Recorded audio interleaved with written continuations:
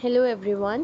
So today we are going to discuss what is anesthesia and what are the uses of anesthetic drugs in the medical term. So now, first of all, what actually anesthesia is? It is derived from a Greek word which means without, and the aesthesis means that sensation. So basically, these are the drugs which are given to the patient so that they may lose or they may not feel anything for a temporary or for some time, right?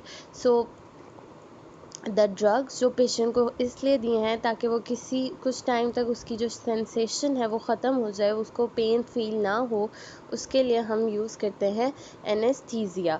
So it is a state consisting of loss of conscious. कुछ time के लिए जो patient है वो conscious नहीं होता. It means कि वो थोड़ा सा अनकॉन्शियस स्टेट में चला गया है, उसकी जो सेंसेशंस हैं वो ख़त्म हो गए हैं, वो नम फील कर रहा है यानी नम है, और उसको कोई भी जो पेन है वो फील नहीं हो पाएगी.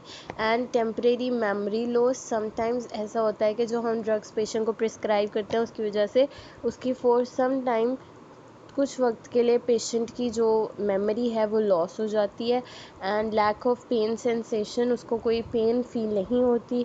और muscle relaxation, basically muscle relax हो गए हैं. सेंसरी जो हमारे पास नर्व्स हैं हमने उनको सप्रेस कर दिया है with the help of anaesthetic eye drops, और पेशेंट जो है उसे कोई सेंसेशन नहीं है. So this is anaesthetic drugs जो कि हम पेशेंट को इसलिए देते हैं ताकि उसको कोई पेन फील ना हो. ओल्ड टाइम में हमारे पास जो एनेस्थेटिक ड्रग्स थे वो किस तरह से होम रेमेडी से, मतलब घर में कुछ देसी टोटकों के ज़रिए, मतलब कुछ ऐसे ड्रग्स बनाए गए थे या कुछ ऐसे चीज़ें बनाई गई थी जिसको हम एनेस्थीसिया के तौर पे यूज़ करते हैं. So basically they are over here saying कि जो अल्कोहल है it is a first sedative. You are aware that alcohol gives you temporary form of unconscious state. And उससे क्या होता है कि पेशेंट को कुछ याद नहीं रहता, और उसके अलावा पेशेंट जो है वो बिल्कुल रिलैक्स फॉर्म में स्टेट में होता है. एक तरह से वो स्लीपी कंडीशन में चला जाता है. सो ओवर हियर सिडेटिव्स वो ड्रग्स होते हैं जो कि हम देते हैं पेशेंट को अ टाइप ऑफ, हम कह सकते हैं कि सुलाने के लिए. सो अल्कोहल जो थी वो पेशेंट, और उससे क्या होगा कि पेशेंट को पेन फील नहीं होगी. So it was a first sedative used. और उसके अलावा हमारे पास एक सर्जन थे जो चाइनीज़ सर्जन थे, जिन्होंने रिपोर्ट किया कि एनेस्थीसिया मेडिकल पर्पसेस के लिए हम यूज़ कर सकते हैं. और उन्होंने एनेस्थीसिया को यूज़ भी किया मेडिकल पर्पस के लिए कि अगर एक अल्कोहल है उससे पेशेंट जो है वो पर्सन जो है वो सो सकता है, उसको कोई सेंसेशन नहीं फील हो सकती. तो ये मेडिकल प्रोसीजर्स के लिए, ऐसे प्रोसीजर्स जिसमें पेशेंट को पेन फील होती है, हम उनमें ये यूज़ कर सकते हैं ताकि जो पेशेंट है उसको हम पेन फ्री उसके मेडिकल प्रोसीजर्स परफॉर्म कर सकें. इसकी बेसिकली मेडिकल इम्पॉर्टेंस क्या है? तो बेसिकली इसका कोई ख़ास वो फ़ायदा नहीं है, बट दे आर सेइंग कि क्यों यूज़ हो रहा है. ये हम अब डिफरेंट प्रोसीजर्स को आराम से, या हम जो प्रोसीजर्स हैं उनको पेशेंट को भी, पेशेंट या तो पेशेंट को ये रिएक्ट ना करे, जैसे हम कोई मेडिकल प्रोसीजर परफॉर्म कर रहे हैं, कोई सर्जरी कर रहे हैं या कोई ऐसा टेस्ट परफॉर्म कर रहे हैं जिसमें हमें पेशेंट की एक्टिव पार्टिसिपेशन इस तरह से चाहिए कि वो रिएक्ट ना करे, उसको पेन बेयर करना है, और या फिर उसको अपने आप को कॉन्शियस स्टेट में रखकर उसको अपनी पेन को बेयर करना है, इतनी ताकत रखनी है कि वो रिएक्ट ना करे. तो उस केस में पेशेंट को क्या था कि ये हमारे लिए ऐसे मेडिकल प्रोसीजर्स बड़े डेंजरस थे. जैसे कि अगर इन ऑफ्थल्मोलॉजी हम डिस्कस करें कि गोल्डमैन एप्लीनेशन टोनोमेट्री परफॉर्म करनी है, तो उसके लिए हम अब क्या कर रहे हैं कि हम पेशेंट को एनेस्थीसिया देते हैं. वरना पहले अगर हमने डायरेक्ट गोल्डमैन एप्लीनेशन टोनोमेट्री यूज़ करना था। तो इससे क्या होगा, क्योंकि cornea is a very highly sensitive structure, तो जैसे ही कोई फॉरेन बॉडी कॉर्निया के साथ टच करती है तो वो इन रिस्पॉन्स ब्लिंकिंग शो करता है या रिएक्ट करता है। तो अगर हम इसमें क्या होना था, कॉर्निया के रप्चर होने का चांस था। अगर पेशेंट के अब कॉर्निया की सरफेस पे हमने टोनोमेट्री करनी है, हमने आईओपी चेक करना है, लेकिन आईओपी चेक करने के लिए कॉर्निया की सरफेस के साथ टच होना चाहिए, और टच के लिए हमें पता है कि कॉर्निया की सेंसिटिविटी बहुत ज़्यादा है। तो क्या था कि अगर कॉर्निया के ऊपर एप्लीनेशन टोनोमीटर रखा जाता तो क्या होता, पेशेंट जो है वो रिएक्ट कर जाता, ब्लिंक करता बहुत ज़्यादा, या उसके रिस्पॉन्स में मूवमेंट करता, हेड मूवमेंट करता, तो उससे कॉर्निया के रप्चर होने के चांसेस थे। तो एनेस्थीसिया इटसेल्फ कोई बेनिफिट नहीं देता, बट क्या कर सकता है कि वो सेंसेशंस ख़त्म कर देगा उस पेशेंट की। तो कॉर्निया जो है वो सेंस नहीं कर पाएगा कि कोई फॉरेन बॉडी उसकी आई के पास आके टच करी है, तो पेशेंट आराम से अब बैठा रहेगा, और हम अब टेक्निक जो है अपनी परफॉर्म करके उसकी टोनोमेट्री से आईओपी की रीडिंग्स ले सकते हैं। सो सिमिलरली इस तरह से जितने प्रोसीजर्स हैं जिसमें पेन हो, या फिर हमें पेशेंट जो है उसको मतलब कोई ऐसे चांसेस हैं कि हमारे जो बॉडी स्ट्रक्चर्स हैं वो रप्चर हो सकते हैं, अगर पेशेंट रिस्पॉन्स कर दे तो हमें पेशेंट की सेंसेशन को ख़त्म करने के लिए हम एनेस्थीसिया यूज़ करते हैं। इसकी हमारे पास 3 टाइप्स होती हैं। One is general anaesthesia, second is regional anaesthesia, और थर्ड है लोकल एनेस्थीसिया। यानी आप किसी स्पेसिफिक रीजन के लिए एनेस्थीसिया दे रहे हो तो वो रीजनल एनेस्थीसिया, अगर आप किसी एक स्पेसिफिक पार्ट के लिए दे रहे हो, या फिर आप जनरल एनेस्थीसिया दे रहे हो ओवरऑल बॉडी के लिए। लोकल एनेस्थीसिया का मतलब है कि सिर्फ़ और सिर्फ आप एक किसी स्ट्रक्चर को, किसी एक पार्ट, या मतलब अगर आप किसी एक स्पेसिफिक एरिया को नम कर रहे हैं तो वो लोकल एनेस्थीसिया में आ जाएगा। जनरल एनेस्थीसिया में हमारे पास ओवरऑल बॉडी को आप नम कर रहे हैं। और रीजनल क्या है कि किसी एक स्पेसिफिक बॉडी के रीजन में आप पेशेंट को एनेस्थीसिया दे रहे हैं।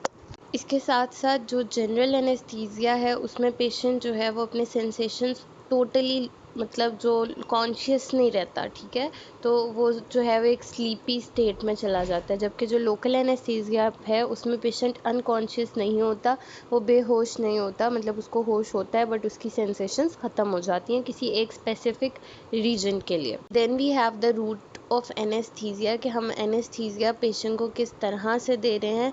हम एनेस्थीसिया थ्रू एयरवे पैसेज भी दे सकते हैं, जो कि हम स्मेल करा रहे हैं पेशेंट को, कि जैसे क्लोरोफॉर्म है, हम पेशेंट को स्मेल कराते हैं, उसके रेस्पिरेटरी ट्रैक से एयरवे पैसेज से ट्रैकिया से पास करिए एयर, ताकि पेशेंट जो है वो अपनी सेंसेशंस को मतलब वो अनकॉन्शियस स्टेट में चला जाए। तो एयरवे से भी हो सकता है। उसके अलावा आप इंट्रावेनसली भी पेशेंट को इंजेक्शन दे सकते हैं, जिसकी वजह से पेशेंट जो है वो एनेस्थाइज हो सकता है या फिर अपने अनकॉन्शियस स्टेट में चला जाएगा। अब ये हमारे पास आ जाता है कि ड्रग कौन कौन से जनरल एनेस्थीसिया के ड्रग्स हैं, उनके नेम्स क्या हैं। इसमें हमारे पास आ जाएगा pentothal, then propofol, desflurane and chloroform, right. तो ये हमारे पास जनरल एनेस्थीसिया की कुछ टाइप्स हैं।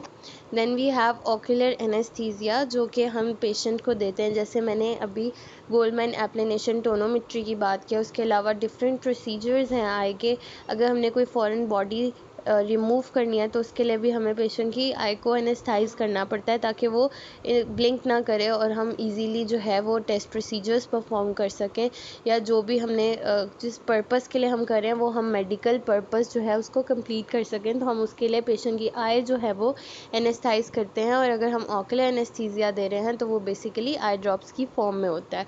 तो इसमें हमारे पास आ जाता है लाइडोकेन, मैपिविकेन, HCl, टेट्राकेन HCl और प्रोपाकेन HCl। ये हमारे पास एल्केन की आगे क्लासिफिकेशन है, ठीक है, एक क्लास है एल्केन, उसके आगे टाइप्स हैं, जैसे लिडोकेन है, प्रोपाकेन है। तो ये ऑक्यूलर एनेस्थीसिया है जो पेशेंट की आई को एनेस्थाइज करने में हेल्प करती है। अब इसके एडवांटेजेस क्या हैं जनरल एनेस्थीसिया के, कि पेशेंट अनकॉन्शियस स्टेट में चला जाता है, और जब पेशेंट अनकॉन्शियस हो गया तो उसको कोई भी स्ट्रेस फील नहीं होगा। Allow us complete stillness over prolong period of time. तो इसमें क्या है कि पेशेंट जो है वो मूव ही नहीं कर पाएगा बिकॉज वो टोटली अनकॉन्शियस स्टेट में चला गया। There is complete control of airway, breathing and circulation, because patient को वो सारा कुछ चेक किया जा रहा होता है कि पेशेंट जो है वो अनकॉन्शियस स्टेट में उसकी ब्रीदिंग रेट, सर्कुलेशन सब कुछ नॉर्मल है या नहीं है। और पेशेंट क्योंकि स्टिल है, मूव नहीं कर पा रहा, अनकॉन्शियस स्टेट में है, तो आराम से सब कुछ अंडर कंट्रोल होता है। Permit surgery in widely separated areas of the body at same time. तो क्योंकि एक पेशेंट जो है जनरल एनेस्थीसिया में, एक तो वो अनकॉन्शियस स्टेट में, दूसरा उसकी पूरी बॉडी नंब है, सो उसकी वजह से क्या होगा कि डिफरेंट सेम टाइम पे डिफरेंट पार्ट्स की सर्जरी या डिफरेंट पार्ट्स पे जो भी उस पेशेंट की अगर कोई प्रॉब्लम है तो वो डिफरेंट पार्ट्स की surgery at the same time perform हो सकती है। It can be administered rapidly, जैसे कि जनरल एनेस्थीसिया हम एयरवे से अगर दे रहे हैं या इंट्रावेनसली दे रहे हैं तो वो फ़ौरन से पेशेंट को हम दे सकते हैं और पेशेंट को फ़ौरन से असर भी कर जाएगा। Can be administered without moving the patient from supine position, तो इसके लिए पेशेंट को बिठाने की ज़रूरत नहीं है, हम जो क्योंकि हम इंट्रावेनसली दे सकते हैं या फिर एयरवे से पेशेंट को स्मेल करवा सकते हैं, तो उसकी वजह से हमें कोई भी पेशेंट की स्पेसिफिक पोजीशन की ज़रूरत नहीं है। आराम से पेशेंट जो है वो सपाइन पोजीशन में भी है तो हम एडमिनिस्टर कर सकते हैं। अब इसके डिसएडवांटेजेस क्या क्या हैं? It requires a special team, because I have already told you कि सारी टीम एक प्रॉपर टीम होती है जो कि सर्कुलेशन, ब्रीदिंग और हार्ट रेट सब कुछ चेक कर रही होती है कि पेशेंट जो है अनकॉन्शियस स्टेट में नॉर्मल है, कोई एबनॉर्मेलिटी तो नहीं हो रही, कोई प्रॉब्लम तो नहीं हो रही, कोई रिएक्शंस तो नहीं पेशेंट की बॉडी में आ रहे। तो इसके लिए एक स्पेशल टीम और टेक्नीशियंस की ज़रूरत होती है। एनेस्थीसिया के लिए डिफरेंट हम प्रॉपर जो मशीनरी है और कॉस्टली मशीनरी रिक्वायर्ड होती है ताकि हम पेशेंट की सारी चीज़ें चेक कर सकें, हार्ट रेट, ब्रीदिंग रेट, उसके अलावा पल्स रेट, एयरवेज चेक करना और सर्कुलेशंस देखना। तो उसके लिए बहुत ज़्यादा एक्सपेंसिव मशीनरी भी रिक्वायर होती है। Require certain amount of preparation of the patient को बिकॉज हमें कंसेंट लेना होता है कि हम आपको इस तरह से अनकॉन्शियस करके आपके जो प्रोसीजर है हम परफॉर्म करेंगे, आप कुछ टाइम के लिए टोटली अनकॉन्शियस स्टेट में चले जाएंगे, तो हमें पेशेंट को सारा गाइड करना पड़ता है और पेशेंट को प्रिपेयर करना पड़ता है इस चीज़ के लिए because they are basically not ready for it. फिर हमारे पास आ जाता है carries a major risk of myocardial infarction और स्ट्रोक। समटाइम्स ऐसा होता है कि पेशेंट को स्ट्रोक या फिर मायोकार्डियल इन्फेक्शन के चांसेस होते हैं, तो बेसिक ये थोड़ा सा रिस्क फैक्टर है इसका। एसोसिएटेड विद मेलिग्नेंट हाइपरथर्मिया, इसमें क्या है कि जैसे ही पेशेंट को हम एनेस्थीसिया देते हैं तो बॉडी में एलर्जिक रिएक्शन स्टार्ट हो जाते हैं। ठीक है, जैसे ही हमने एनेस्थीसिया पेशेंट को दिया है तो इस वजह से यहाँ पे हमारे पास स्ट्रोक के चांसेस भी हो सकते हैं, रिएक्शंस के चांसेस हो सकते हैं और मायोकार्डियल इन्फार्क्शंस के। ये सारे एनेस्थीसिया के हर चीज़ के कोई ना कोई बॉडी में अगर हम एडमिनिस्टर कर रहे हैं कोई भी चीज़ तो उसके साइड इफ़ेक्ट्स हैं। तो इसका साइड इफ़ेक्ट क्या है, एनेस्थीसिया हम देंगे तो नॉर्मली अगर हम ओकुलर एनेस्थीसिया भी देते हैं तो पेशेंट को फ़ीवर हो जाता है, थोड़े टाइम के लिए पेशेंट को कफ और वॉमिटिंग, नोज़िया, ये सारी चीज़ें उसकी नॉर्मल हो जाती हैं, बॉडी रेड हो जाना। ठीक है, तो these are some side effects. अब कॉम्प्लिकेशंस क्या क्या हो सकती हैं? पेशेंट को फ़ीवर हो सकता है, नोज़िया, वॉमिटिंग, या हो सकता है कि ब्लीडिंग हो रही है बट पेशेंट जो है उस वो क्योंकि अनकॉन्शियस स्टेट में है तो उसको पता ही नहीं लग पा रहा, या ऐसी ब्लीडिंग है जो कि क्योंकि पेशेंट अनकॉन्शियस स्टेट में उसको नहीं पता कि यहाँ से ब्लीडिंग किसी भी बॉडी के पार्ट से ब्लीडिंग हो रही थी और उसकी वजह से ब्लड लॉस ज़्यादा हो सकता है। डिजीनेस, पेशेंट थकावट की तरफ जा सकता है, उसको थोड़ा वैसे भी क्योंकि वो अनकॉन्शियस स्टेट में जैसे ही वो ऑपरेशन हो गया है, परफॉर्म कर दिया आपने सर्जरी या टेस्ट परफॉर्म कर दिया है, तो उसके बाद पेशेंट को थोड़ी सी डिजीनेस है, ड्राउजीनेस है, हेडेक होगा, हॉर्सनेस ऑफ वॉइस होगी, सोर थ्रोट, गला ख़राब हो जाएगा और पेन बाद में, बिकॉज़ उस टाइम के लिए तो पेशेंट अनकॉन्शियस था लेकिन थोड़ी देर बाद जब पेशेंट ठीक हो मतलब परफॉर्म हो गया, टेस्ट प्रोसीजर हो गया, सर्जरी होगी, तो जो इंसिजन्स लगी होंगी सर्जरी के दौरान उसकी पेशेंट को बाद में पेन होगी।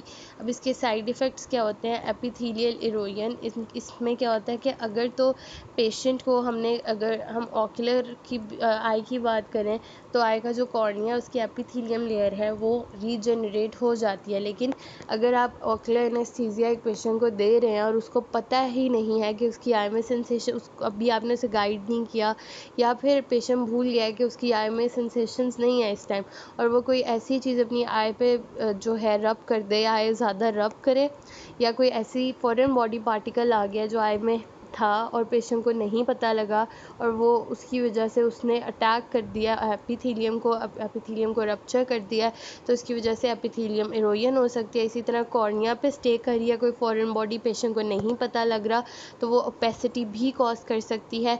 उसके अलावा कुछ बॉडी में और प्रॉब्लम्स हो सकती हैं जिसमें रीनल फंक्शन की इम्पेयरमेंट है, यानी किडनीज़ का प्रॉब्लम हो सकता है पेशेंट को, सेंट्रल नर्वस सिस्टम रेस्टलेसनेस, यानी कि हमारे पास ब्रेन और स्पाइनल कॉर्ड की कोऑर्डिनेशन ख़राब हो जाएगी, या फिर हमारे पास कार्डियोवैस्कुलर रिएक्शंस, ये भी हमारे पास in response to the anaesthesia या एनेस्थेटिक ड्रग्स वो रिएक्ट करती है बॉडी, जैसा स्ट्रोक और मायोकार्डियल इन्फेक्शन की बात की थी हमने, और हाइपोथर्मिया की बात की थी कि एलर्जिक रिएक्शंस होंगे, उनके रिस्पॉन्स में ड्रग दिया, एनेस्थीसिया दिया, उसके रिस्पॉन्स में बॉडी ने कुछ रिएक्शंस करने हैं।